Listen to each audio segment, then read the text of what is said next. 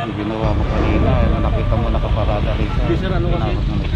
May deliver kasi po sir. 3 minutes lang. 3 minutes lang. Nakikita mo ang karatula, isa, dalawa. Opo, nakikita ko naman. Kaso lang kung may tinanggal po kami. Busy kasi ako doon kanina sir. May deliver kasi sa kabila. Huwag niyo pong isipin yung personal na rason ninyo, yung mga nakakala po na tawang ano natin. Mga bahay dito ang gaganda, ang lalaki.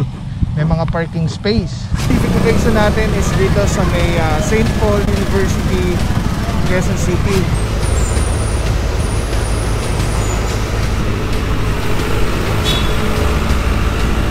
One side parking kanan, so kaliwa bawal. So meron tayo naabutan dito isang Hilux. Bawal po na. Eh nakita niyo may karatula. Yung karatula matagal na yan. Purong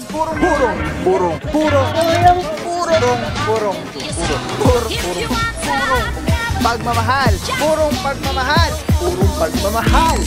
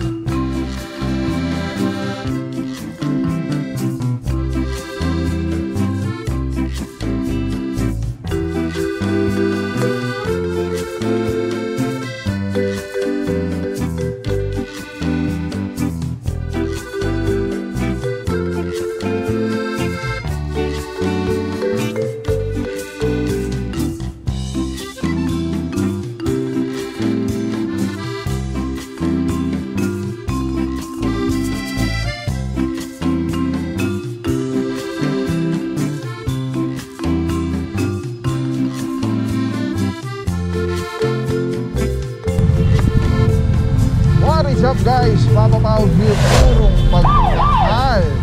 Lungsod Quezon, ating Buti Mayora, Mayor Joy Belmonte, Vice Mayor Gian Soto, TTMD, Ikasipag Galing, Sir Dexter Gardenas, Oisip for the Day, Officer Francisco and Officer Alvario. Together with MMDA Seated 1. Kaya mga puro, tuloy-tuloy yung paglinis, pagbabago, pagsasaayos ng Lungsod Quezon. Mga puro, galing tayo Hemadi, pumasok tayo ng 3rd Street. And meron po tayong complaint na actionan ngayong araw. At one side parking kanan, so kaliwa bawal. So meron tayong naabutan dito isang Hilux. So tulad ng lagi natin sinasabi, pagka po meron ng one side parking ang area, sisikip na yan pagka may kapag may nagpark pa na ano, pag may nag double park, sobrang sikip na po mangyayari dyan. Alright mga puro, well coordinated po yung ating kinakandak na clearing operation today. At kasama natin ang tropa ng Barangay Mariana.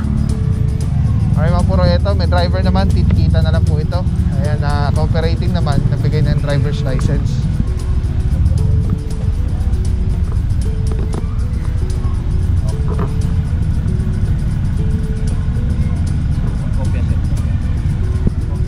Alright mga puro, ayan, kasama natin dyan Officer Francisco.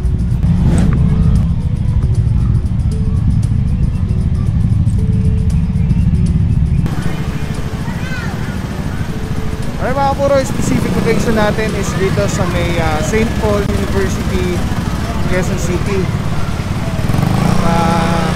Again, one side parking kanan. At ginaguide po tayo ng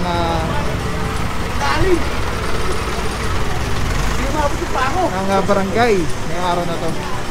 Alright, dito may nabutan tayo, kaliwa rin po, nakatapi pa yung side mirror, ibig sabihin talaga na iniwan na to dito. Unlike yung isa doon, may driver sa passenger seat. So ito po, mukhang na orasan na 5 minuto. At ito na po ito. Nagwangwang naman po tayo. At meron po tayo na binibigay na 5 minutes consideration para sa mga driver ng sakyan. Tama natin, Mr. Tianyo. Good morning, bossing. Shoutout sa mga bossing natin, ako si Francisco Alvario, Batalyon, Tianyo, Parama, Valencia, De Guzman, Arugay. Ay, yung ibang tropa nandun na nag-advance sa Mapuro. Sino pa ba? Batilo, and MMD seated van. Mamaya alamin natin yung si Mentera. Officer Mentera, kasama rin natin. Hindi lang natin alam sino pa hindi natin nabanggit. Sa MMD seated van, Officer Tampingan, Palad, Salazar, Erance, and Santiago. Ay mga puro, ticket lang yung nasa harapan. And then dito naman, ito po, tinapaw na itong SUV, napakaganda.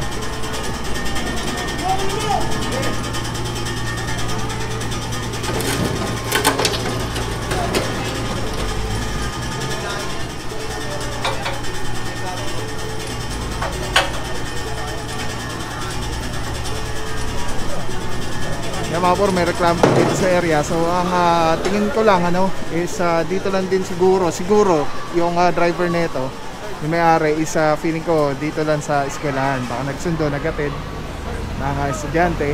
Pero yun nga po, tingnan nyo kung gaano kasikip na ito. Yan, ganyan na siya kasikip.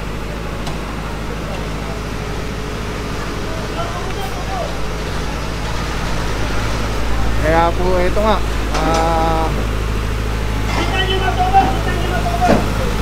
ina-action na natin yung reklamo po dito sa area.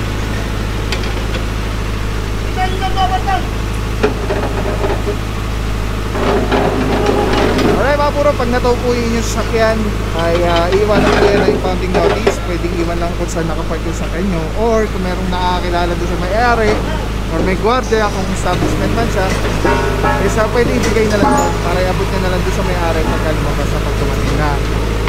So ito, sayang kung may lumabas sana na nagtanong na rin naman sa guardia, kung may lumabas sana na driver, ticket na lang po ito kung wala pang 5 minutes.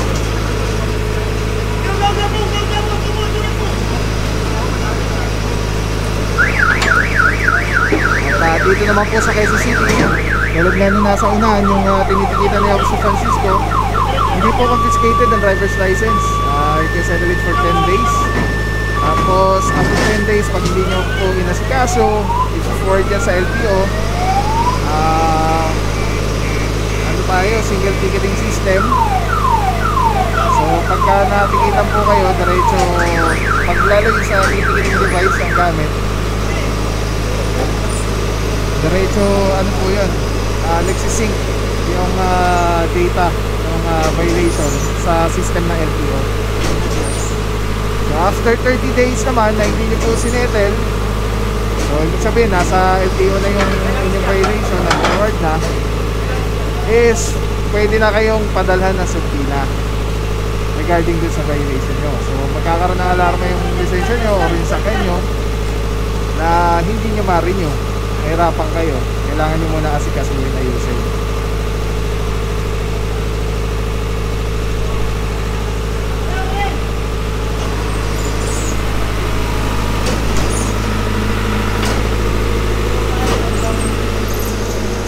Nilagyan ng langis para magulas. Alright mga puro, araw natin is Friday, February. Sa wakas, February na. February 2, 2024. At hindi na natin alam kung ano yung mga rutang pupuntahan ngayong araw. Pero nagsimula na nga dito sa 3rd Street.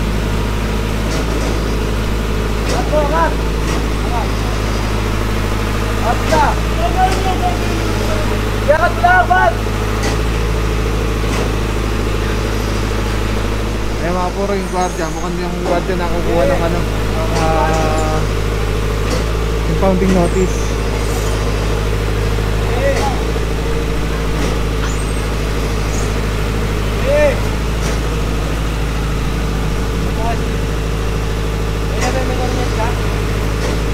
Mabigat Montero.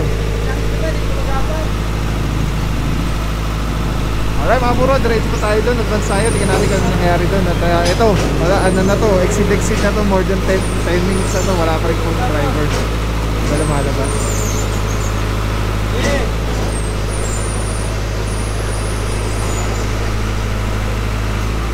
Doktor pa pala yung ano, nangyari.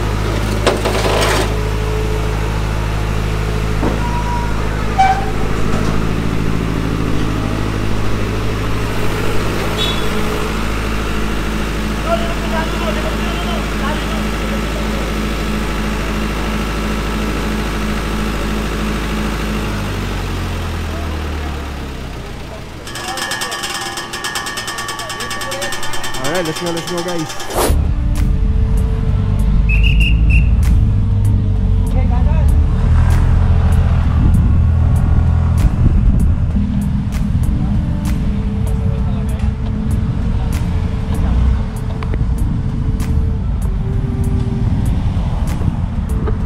Alright, shoutout muna mga tropa natin. Officer Santa Cruz, good morning bossing. Officer Parama, good morning. Ayun o, dapat sige. Parang vlogger. Siyempre, ating team leader for today, Officer Francisco, good morning sir. Saludo mga boss. Officer Valencia, good morning bossing. Officer Batilo, good morning mga boss. Dito naman kasama natin, ayan, poging-pogi lagi motor. Officer Arugay, Officer De Guzman, good morning mga bossing. Then here, Officer Dalarama, Officer Alvario, Officer Mentera, Officer Salazar, Santiago, Tandingan, and Heransay. Saludo mga bossing, God bless po. Ayun, si Officer Palad nandun.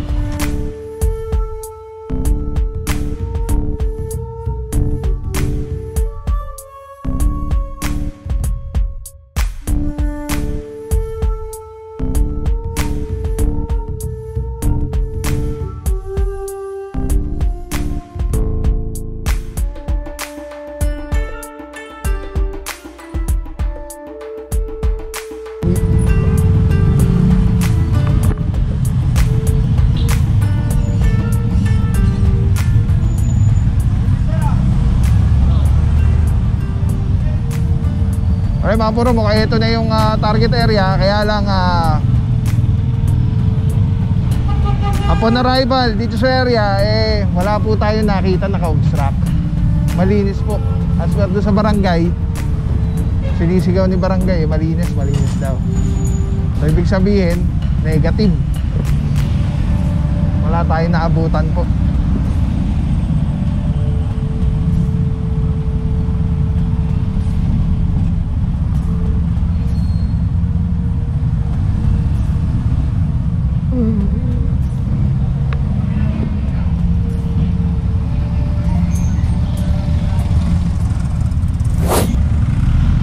Alright mga puro, Balete Drive yan, ganyan oh. Pasok na yan kasi may linya naman oh, kung nasan yung bangketa lang po.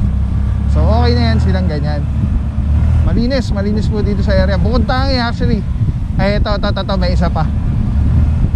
Ito may isa pa po, nakabangketa. At may papark pa yata, isa pa ulit.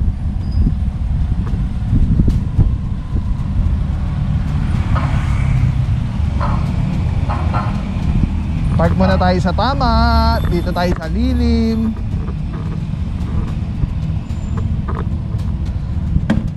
Ayan mga puro, itong pinaparkan natin, pwede na dyan. Kasi ito lang naman yung bangketa. So ito, makikipark lang tayo. Ay, hindi naman tayo magtatagal. Alright mga puro, Balete Drive. Ito yung mga bahay dito, ang gaganda, ang lalaki. May mga parking space. Hindi na natin alam bakit nakapark sa bangketa.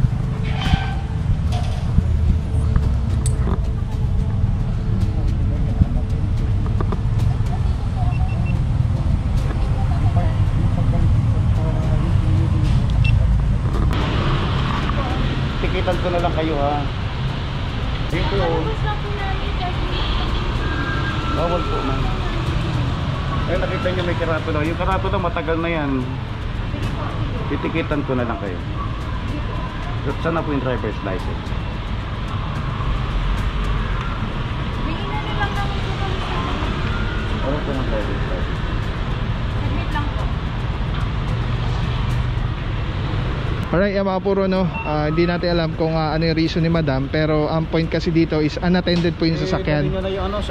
So wala pong driver sa sasakyan na naabutan natin, nandito siya sa bangketa. So hindi natin alam kung ano yung reason, hindi natin naabutan kung ano usapan nila bossing ni na may-ari sa kanila Sir Francisco. But anyway, nakausap na ni Sir Francisco na tikita na lang siya.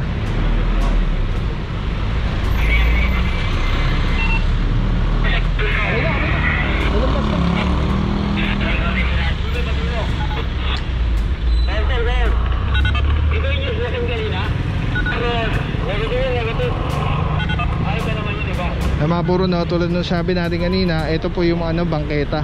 So itong linya na to kung saan yung nag-iba na yung yung palitada, batawag yan.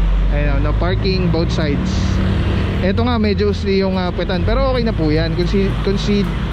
Considerable na po siya.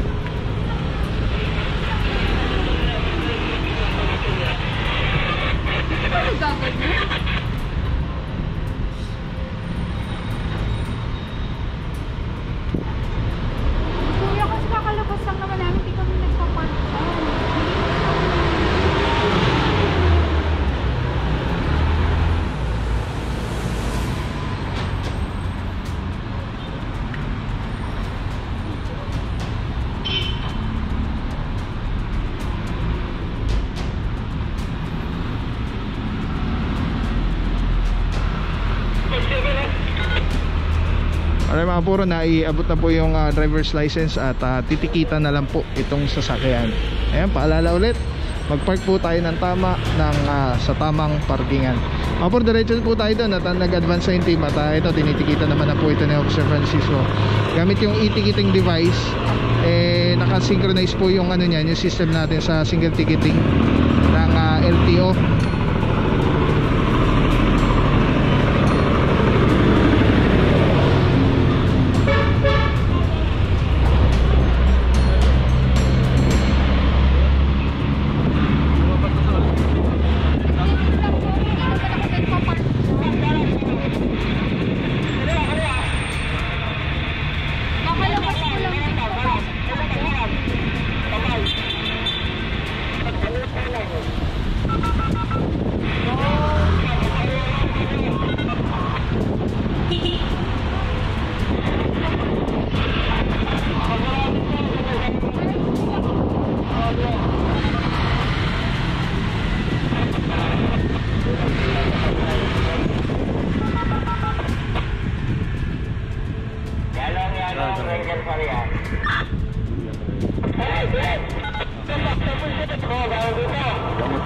Ginawa mo kanina, nakita mo nakaparada rito. Hindi sir, may deliver kasi doon sir. 3 minutes lang. 3 minutes lang. Nakikita mo ang karata daw. Isa, dalawa. Opo, nakikita ko naman. Kaso lang kung may tinanggal po Busy kasi ako doon kanina sir, may deliver kasi doon sa kabila. Huwag niyo pong isipin yung personal na rason ninyo, yung mga abala po na tawang natin. Kakalabas mo lang ako 3 minutes na. Bigyan mo lang ako ng yung dumi. Hindi naman namin tatagalin Kaya lang, hanggat nandyan ka ma'am, yung haba ng rito, yung tagal din na abala natin sa mga tao. Aalisin ko naman po agad